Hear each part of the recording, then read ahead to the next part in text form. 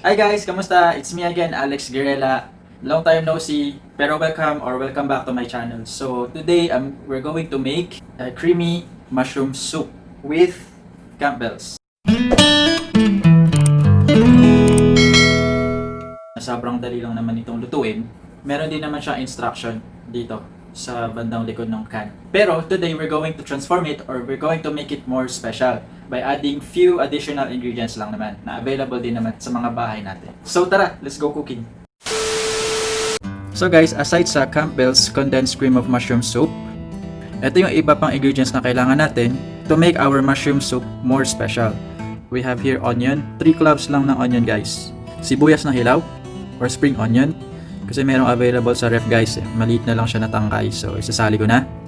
Shiitake mushroom na kinat ko into small pieces. Merong nabibiling canned mushroom din sa supermarket. So ang ginamit ko today, this one, Sunbest Shiitake mushroom. So kumuha lang ako ng 5 piraso. Kinat ko siya into small pieces like this. So tara, simulan na natin ang pagluluto. Magpapainit lang tayo ng mantika sa isang maliit na small pan like this. For this recipe, I'm going to use olive oil. So maglagay lang tayo guys ng konting olive oil.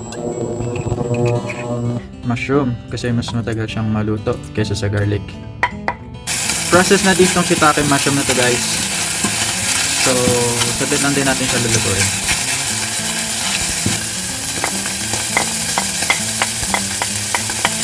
Make sure na hindi masusunog yung garlic guys. Pag sunog yung garlic, lalasa siya.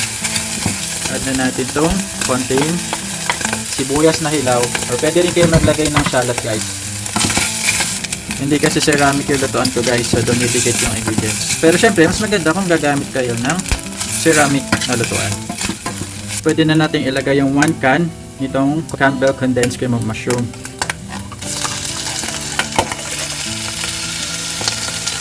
Nilalagyan ko ng tubig yung can, tsaka ko sinisimot or dinidissolve yung natirang condensed cream of mushroom soup dito sa can.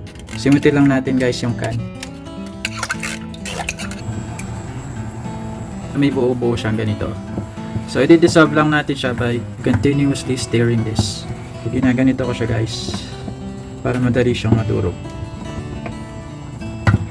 Habang hinihintay ko siyang maluto, tinatakpan ko muna siya for 3 minutes.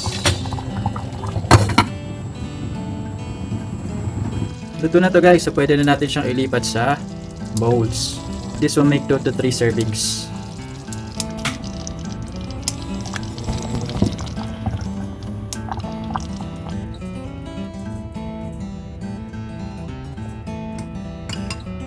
Pwede tayo mag-add pa ng konting olive oil guys. Konting-konti lang. Yan. Ground black pepper.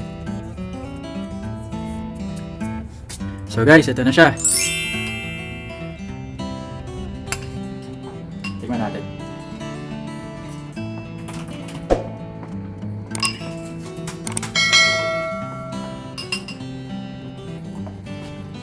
Sarap guys.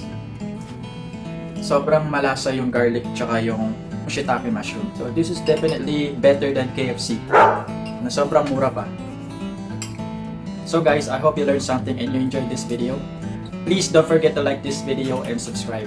Please don't forget to hit the notification bell para updated kayo sa mga bagong videos na i-upload ko soon.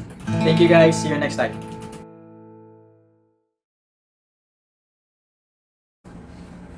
Hi, kamusta? Hi guys, kamusta? This is or how to make it more special by adding few additional ingredients dito sa ating condensed cream of mushroom soup. Cannot make it perfect. Hi guys, kamusta? Hi guys, kamusta ulit? This is Alex Girella and hi guys, kamusta? Welcome back. Hi guys, kamusta? This is Alex again. Ngayong araw, I'm going to show you how to make a very easy, very na easy pa. Saan ka pa? I'm going to show you a very